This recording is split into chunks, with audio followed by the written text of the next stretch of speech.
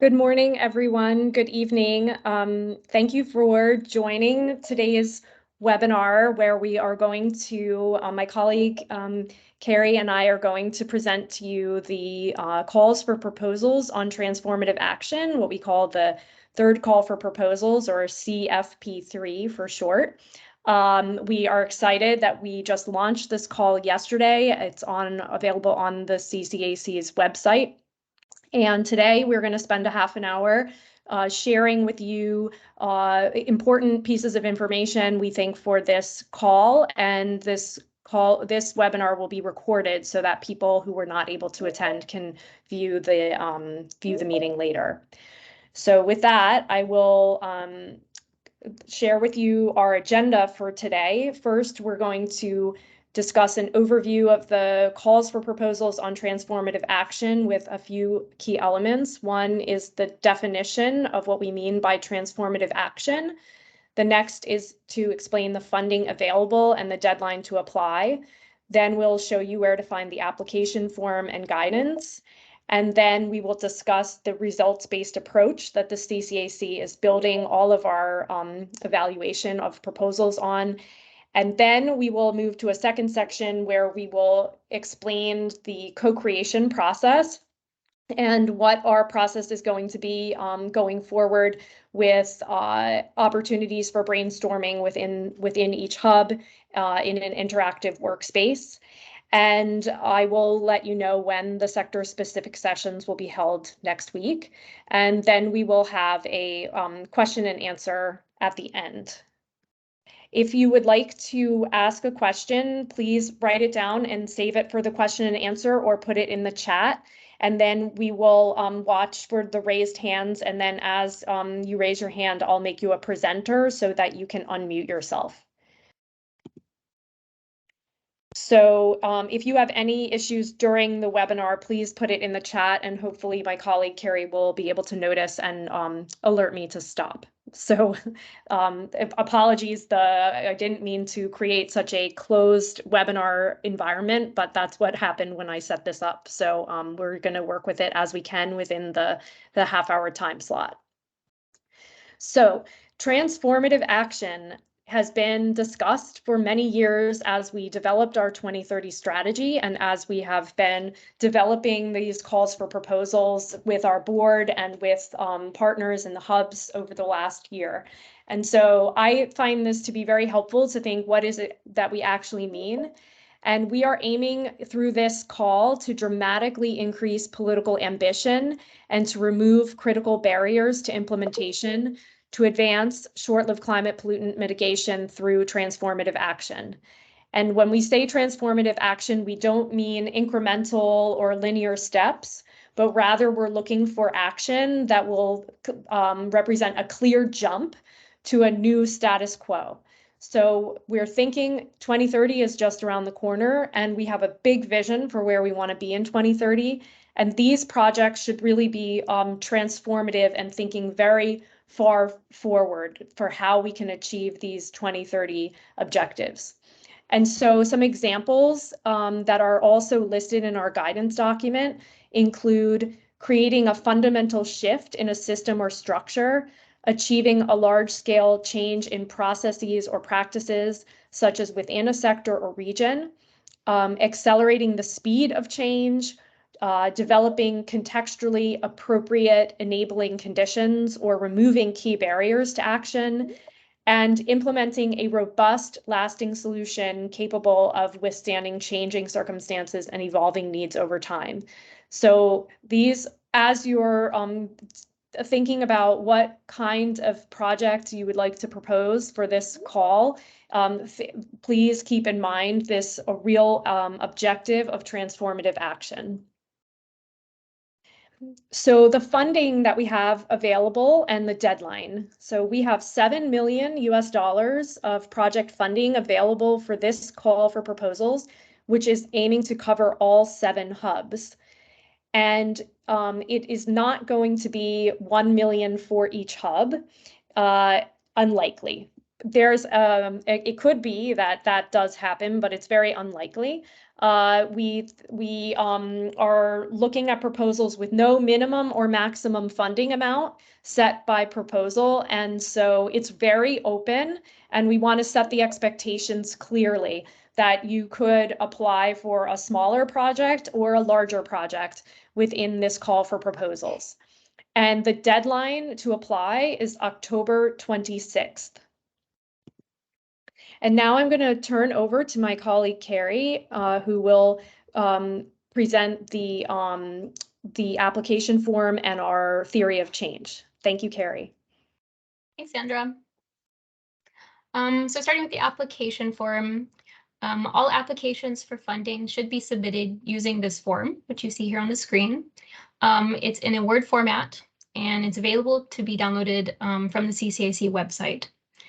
There is also an accompanying guidance document, also pictured here on the screen, that's going to explain the requirements for all of the questions in the form, and also provide examples for some of the responses that you'll need to provide. So the link is here on the screen as well. You can access both of these documents, but it's just important to note that there is a separate webpage and separate application form for each call for proposals. So when you are applying, you'll need to go to the call that you're applying to find the relevant form and the relevant guidance document. Can you go to the next slide, please? So what you need to keep in mind when you're developing the project plan and entering it into the application form, I'm just going to cover a couple of things here. First is that the form is divided into 5 sections, and it's done so in a way to mirror the steps of the results-based management approach that the CCAC has started applying both to our project funding process and also our monitoring and evaluation process. So first, you're going to be asked to provide an analysis of the context in which you'll be working. And this information is really intended to help inform all of the steps going forward and the approach that you decide to take to achieve the results of the project. Next, you'll be asked to define the project results. And these are here in this table you'll see on the right. These are basically incremental changes that your project will set in motion. And we start with the highest level of results, which are the impacts. These are going to be long-term and large-scale effects, things that you're going to hope to achieve, but that are not necessary to achieve. So for us, these will be things like emissions reductions and the resulting co-benefits. So things like such as benefits for public health or food security. At the level below that are the outcomes. And these are more immediate changes, and these are things that your project should be able to bring about. These are changes either in behavior or in practice, and we'll see these at either an institutional level or an individual level. And just below this are the outputs. And these are the products and services that the project should be able to deliver during the lifetime of the project. And they will hopefully trigger the changes in behavior or practice listed just above. And then finally in the form, you'll be asked to break down each of these steps to really show the strategy behind the approach that you've taken, leading from outputs to outcomes to impact. Can I have the next slide, please?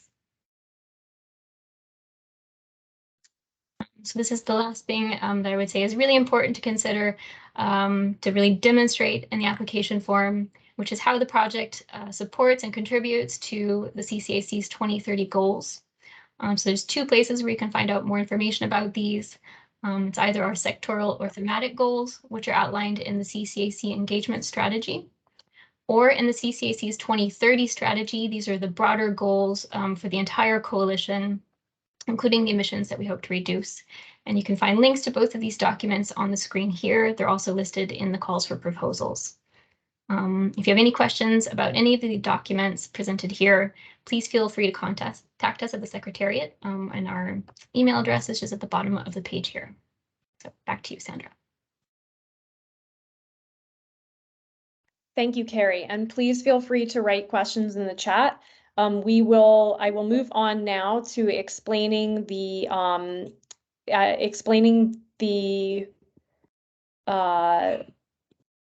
co-creation process.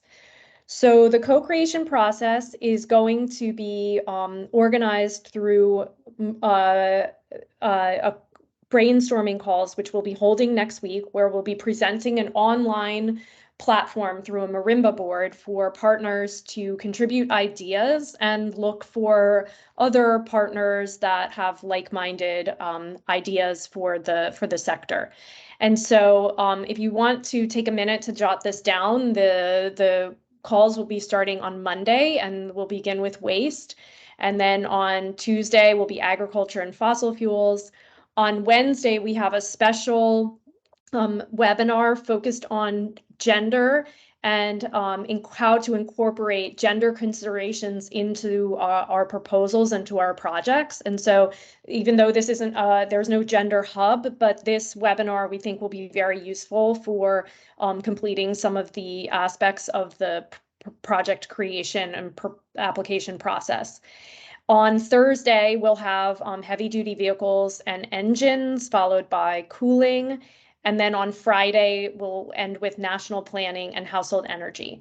And each of these sessions, we are aiming to have between 30 minutes and an hour. So we're not, we really don't want to take people's time too much because we know we have a lot of events coming up with the annual meeting, etc., at the Forum for Global Methane, Climate, and Clean Air. But we want to offer this space for people to come together. So it will be 30 minutes to an hour, depending on the discussion. And in this co-creation process, like I said, we aim to provide a process to help project proponents find like-minded partners and to develop transformational projects. And these sector-specific sessions will bring people together in this shared space on a marimba board, which I'm going to show you in a minute, to brainstorm ideas around 5 big questions that we are hoping people can think of specifically in the context of the call for proposal. And so we won't be, even though these are very broad questions, like what's the biggest success you've seen in the sector in the last 5 years, we're going to be encouraging people to think about that in the context of what we have identified as key areas of interest for this particular call by sector. And so you can see these questions on the screen, and I wanted to take a moment to show you what the boards look like. And then after that, I'll put in the chat links to each sector specific board. And I'm pretty sure that you have to sign in advance and give your email address and just click accept in order to access the board. So you don't need to do it now, but after the call, if you want to get yourself set up for next week, that would be helpful. And I'll also send it around so people know that they should try to log in advance. So this is what the board will look like. And I'm going to stop sharing my screen in a minute and actually go to the board. But you'll see the big most important thing is the pads that I've circled in red. This is how you navigate through all these tiny little boxes so you can actually see the text. So I am going to just stop sharing for a moment and go to my internet and show you what this looks like. So, Carrie, I'm assuming you can see. Yeah, we see okay. your screen. Okay, and so for each hub will have its own board. You can't see, but in the top left corner with the N, this actually starts with national planning. So this is the National Planning Hub board. And when I click on this first pad, it'll say calls for proposals to drive transformative action. This is information that comes also from the website to, so that you have everything in one place. Then we have directions for using this space, and what we're going to be showing you next week is how to fill this in. But we also say you can start filling it in early if you'd like to. And the way you do it is you choose a sticky note from up here on the top menu bar, and you can choose the sticky note and insert a sticky note here and then type your idea. So this is a an example of, this is basically the main way that you should include your ideas, and you could include your name and organization so that people know, oh, I would like to reach out to this person, and we'll also be sharing contact details, the easiest way we can after the meeting, so that people can connect with people. And you can join this shared space even before or after the actual call that we hold next week. This box brings you to the proposal scope, and this is collected also from the website. So this is where what we want you to be thinking about when you're answering the 5 questions of like how we can really think of immediate next steps that are needed in order to achieve this vision. We have also here put the expected outcomes, which mirrors our website, as well as the project characteristics. And then this is kind of important. The questions look like they stop. It looks like you only have 3 questions here, but it's not the case. This is a bar that scrolls down, and it is not possible for me to enlarge this box so that you can see everything available, which is a bit frustrating, but now that we know that, I think it's not hard to find all the questions. So this is like, if you had $1 billion, how would you scale the sector? What is the next big thing that needs to be done?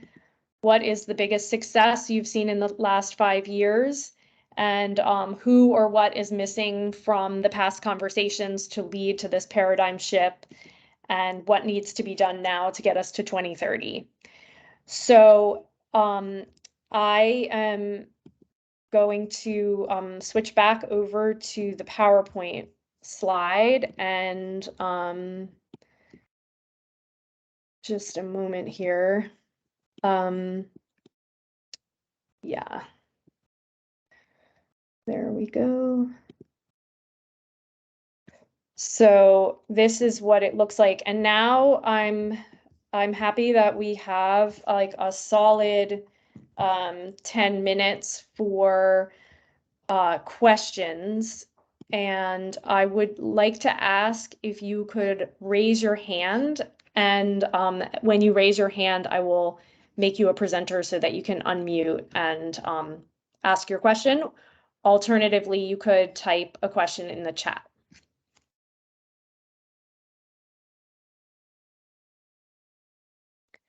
So thank you, Johan. Hold on. Did you raise your hand? You've disappeared.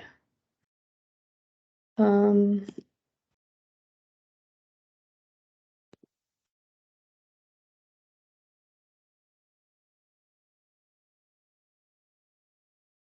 you hear me, Sandra?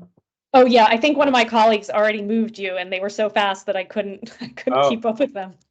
Too fast. Go yeah, ahead. I was just wondering, so I can understand the marimba board and developing ideas, and that's great. But if you've got existing institutional linkages around an idea that's been, sort of discussed and so forth, that there isn't one way to do this, and only through the marimba board. Is that right? The marimba board is just an aid, but it's not the only way. Is that right? Yeah, thank you for clarifying that. I should have made that clear. This is something the Secretariat is offering to create a place where people can come in and chat. But for sure, we recognize that people have ideas that they might not want to share in depth, as this is a competitive process. So it is not required to participate or to share your ideas. It's and what we're trying to do, though. Oh, sorry. What we're trying to do is to connect partners who may be interested in working together that haven't recognized that they share similar interests. But you can also ask the Secretariat if you're looking for a particular partner to join. You can ask us to help you make the connections. What we want our role to be in this call for proposals is for us to be a facilitator and opportunity to network small partners with big partners, partners in one region with another region, that sort of thing. And could I just ask if part or sort of non-governmental, non-profit organizations which aren't actually CCAC partners, can they be part of the team? Yes, Carrie, non-CCAC partners can be part of the team. Is that right? Because we have a lot of actors in our hubs who are not CCAC partners, but are sector-specific partners. So they are also eligible for funding. So yes. That is correct. Just that important to note that organizations need to be non-for-profit entities or governments.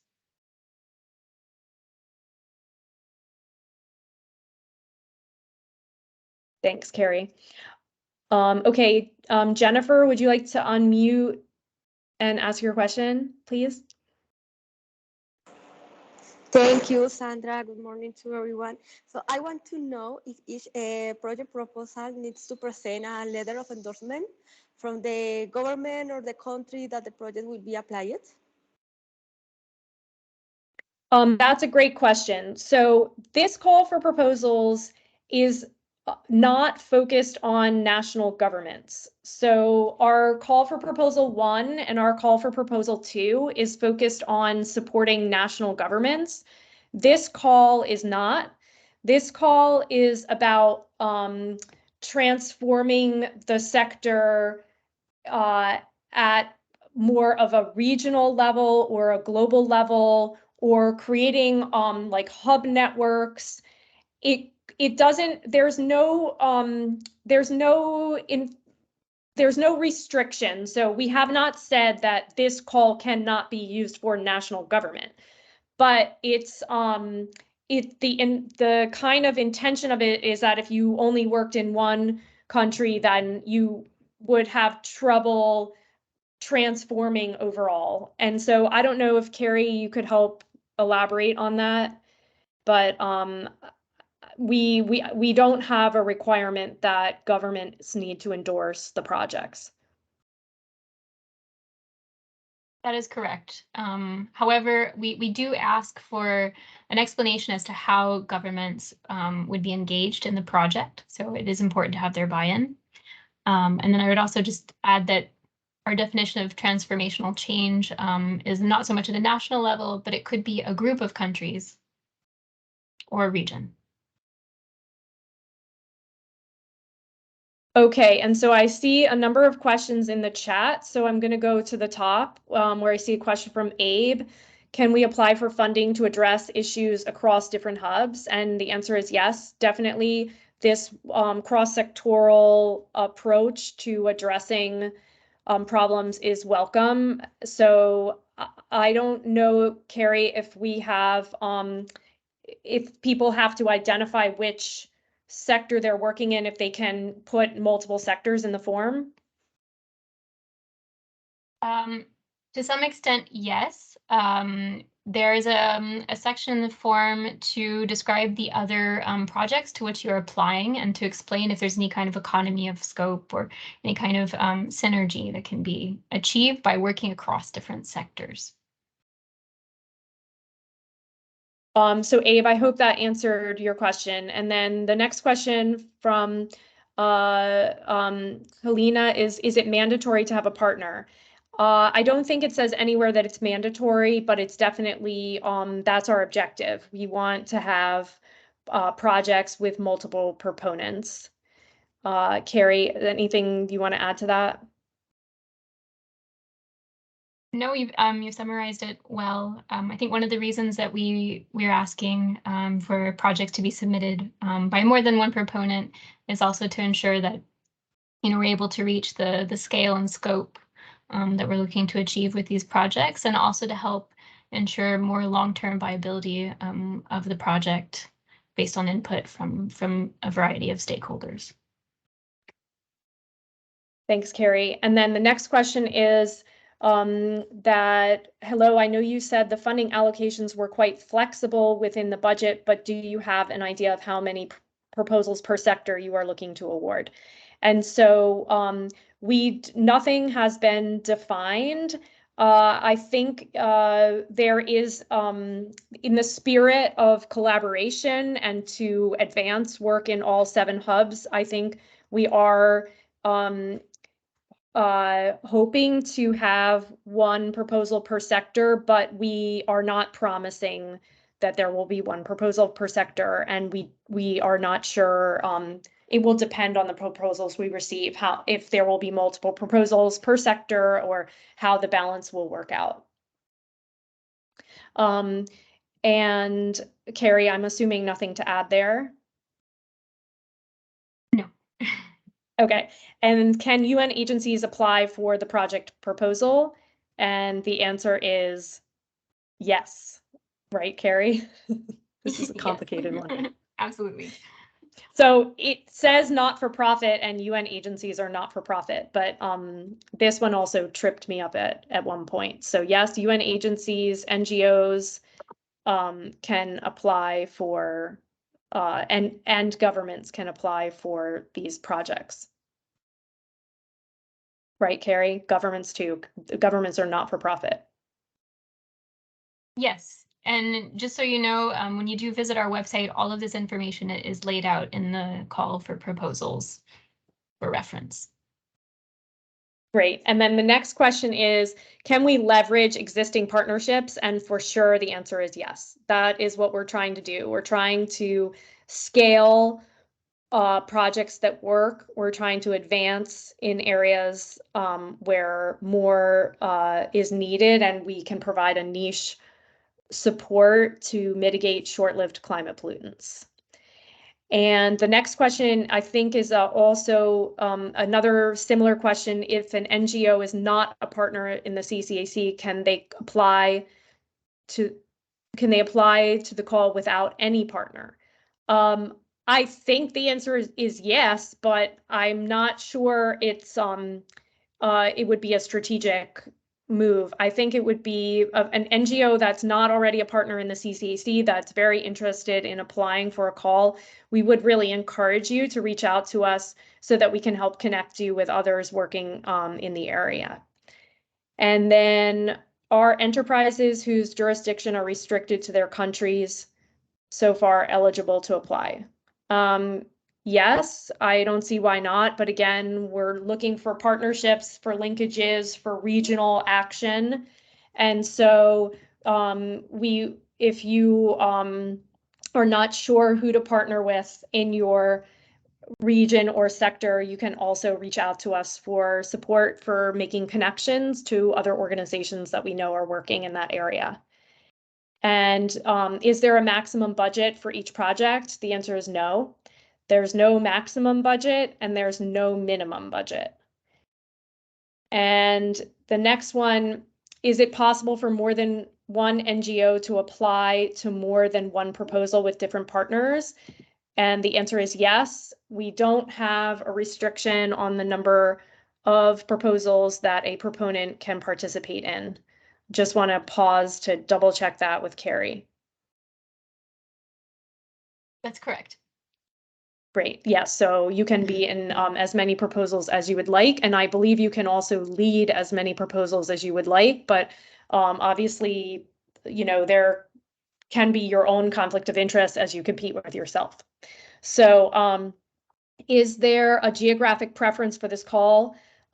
No, this is a global call, but our focus is on developing countries. So we're not going to be funding projects in Europe. The call is for ODA eligible countries/regions. And then I see there are country-specific calls, and so I want to be sure if individual businesses that do not have presence in other countries, are they eligible to apply? So there are sector-specific calls under the call for proposal number 2, and businesses, for-profit entities are not eligible to apply. And Carrie, I want to pause to see if there's any, like to make sure that I'm being clear. I think you're being clear. Let's say if we were to just change this question, change the businesses to NGOs that are not present in the country, if they wish to apply for a project in a different country, that's completely allowed. You will just need to justify, how your experience is relevant to the context of the country to which you're applying to work in. Thanks, Carrie. And then we have another question. Can we have more insights on co-funding for a project? Is in-kind work considered co-funding? Carrie, can I turn over to you for that question? Yes. In-kind is also considered co-funding, and we just ask for the best estimate that you can provide in terms of a monetary estimate of how much that would contribute to your project. Co-funding, I'm sorry, I should also explain, is not a requirement, although it is highly preferred. Thank you, Carrie. And then in the participants, we have a hand from Daku. Daku, are you able to unmute and ask your question? Yes, thank you very much, Sandra, and it's good to see you and the team again. I'm sure you've been wondering, I left WHO and I'm now in Germany doing my PhD in public health in the University of Bonn. Oh, congratulations. Yeah, thank you. Yeah, I saw the call for proposals and I was surprised to realize Ghana was not in, because we have started so many initiatives especially within the waste management angle and also on air pollution. So I thought it should have been a better time for us to scale up some of those things to other cities within the country. So when I didn't see Ghana among the list of countries, I was kind of disappointed, but at least maybe if you have some better explanation for us, or there is hope for Ghana in the future, then we can start putting our acts together. Since we are still having a series of calls from other municipalities and metropolis and other cities, even within West Africa, that are interested in projects like that. Yes, so thank you very much for the question. And it was certainly, there's no slight or to any country. So I think it depended on a lot of factors, which countries and which projects were selected for this round. And I don't have very specific comments right now for Ghana, but I can tell you that this was a process that was run between the Secretariat and countries, and this process is about to get started again. And so the next round of country-specific funding is going to be, the process will start with an expression of interest to the governments and in October, and there will be a lot of conversations between the Secretariat and the country to develop projects that are ready to go, that meet our criteria and are ready to go off the ground. So there are a number of projects in a number of countries that are being developed behind the scenes but aren't ready to go, and that could be the case for Ghana for some of the sectors. And then again, our criteria is very specific to reducing short-lived climate pollutants and to really working on very specific measures. And so we're looking to make these matches and to and we'll be working with Ghana and all of our partner countries on this in the very near future as we launch this process again in October. Thank you so much. We'll be following through to see when it becomes necessary, then we'll surely send in our application again. Super. Okay. And thank you very much for the question. And then I don't see any other questions in the chat. Does anyone else have a question they would like to ask with their hand raised?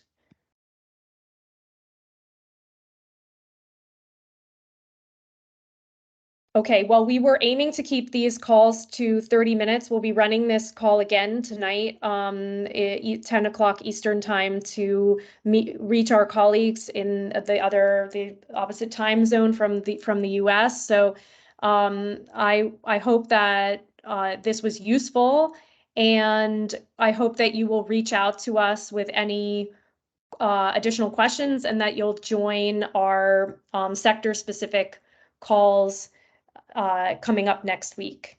I'll again put these, make these available. Oh, and I did say, before we leave, I actually would like to put in the chat for people to copy paste, and I'll be sending this around. I've got the actual links to the marimba boards, so you can jump in and see what they are like. And if you have any trouble accessing them, you are also welcome to reach out to me. We'll be sending these around via email.